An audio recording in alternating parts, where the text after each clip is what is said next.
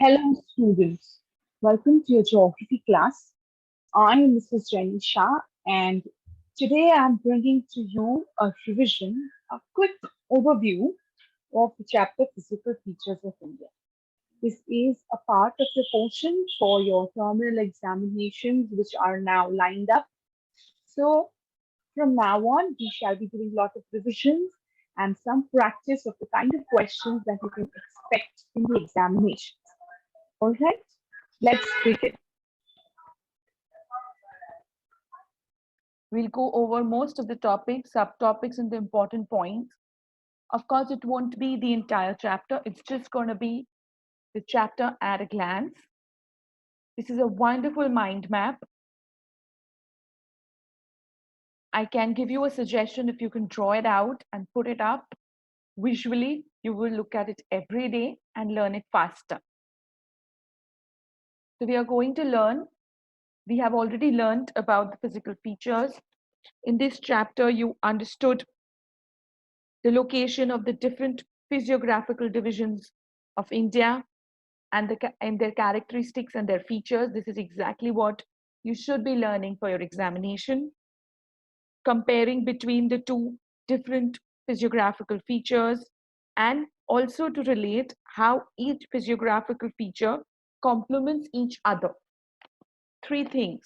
One, how these different, first you will learn, concentrate on learning the location of the different physical features and the characteristics of those physical features. Number two, you will learn the comparison between the different physical features.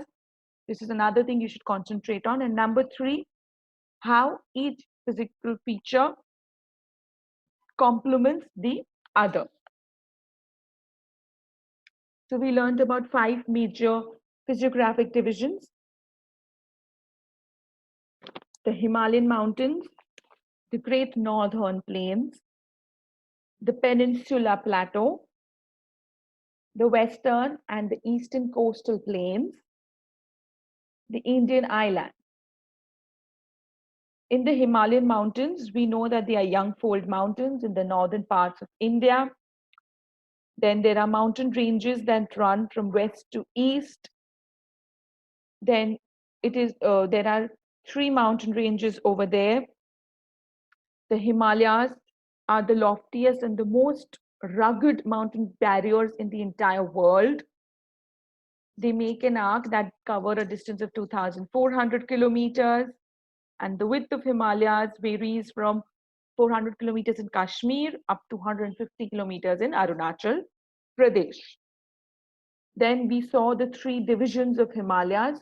We saw it could be divided in two ways, in the longitudinal way and in the regional divisions. In the longitudinal way, there are three. There is the Greater Himalayas, the Lesser Himalayas, and the Outer Himalayas. Greater Himalayas are also known as Inner Himalayas or Himadri. Lesser Himalayas are also known as Himachal or Middle Himalayas. And the Outer Himalayas are also known as the Shivalik Range. Then we saw the characteristics of each of these. We saw the peaks that are there. We saw if they are snow covered or they are not snow covered, if there are rivers flowing out of them. We saw their width. And then with all this, then we came to the regional divisions. In the regional divisions, we saw five regional divisions. One was Kashmir or the Himachal Himalayas. Then we saw the Kumaon Himalayas, that is between Satluj and the Kali River. Then we saw the Nepal Himalayas, that is between Kali River and the Tista River. We saw the Assam Himalayas, that is between the Tista and the Dilhang rivers. And finally, we saw the Purvanchal range, the Purvanchal Himalayas. Okay. Then we learned about the northern plains.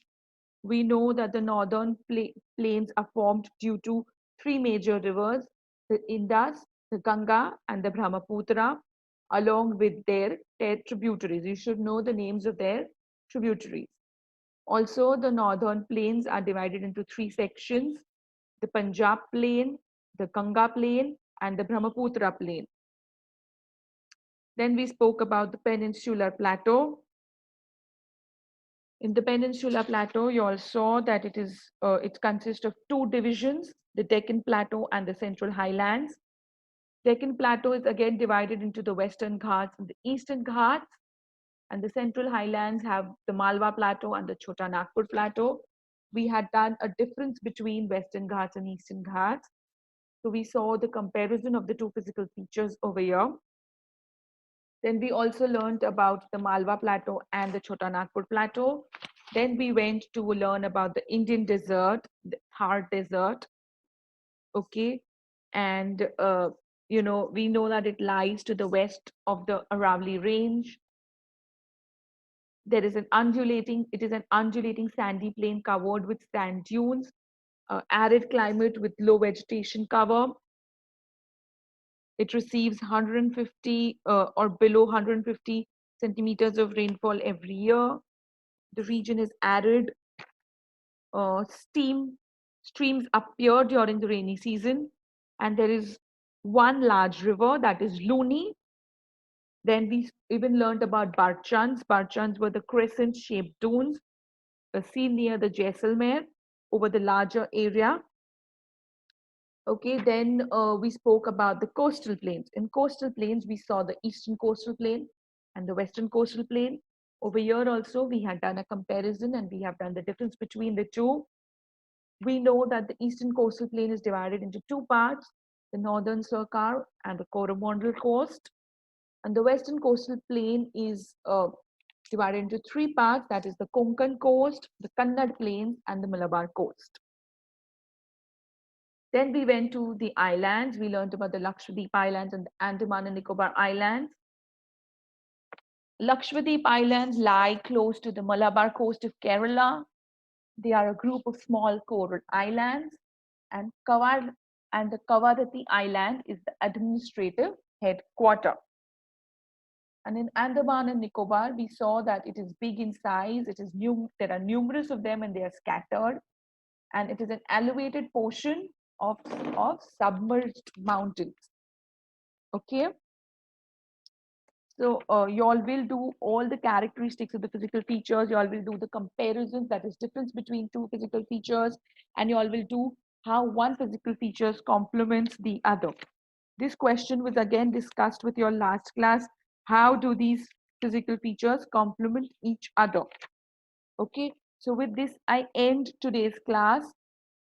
Stay home, stay safe, spend time studying industriously, that is with a lot of hard work. Spend your time correctly. You have lots of time in hand now that you are home. Don't lose it. Make constructive use of it. And you all have not a really huge chapter, it's a small chapter of physical features. I have outlined the entire chapter for you. Now you should sit and study it thoroughly. With this, I end today's class.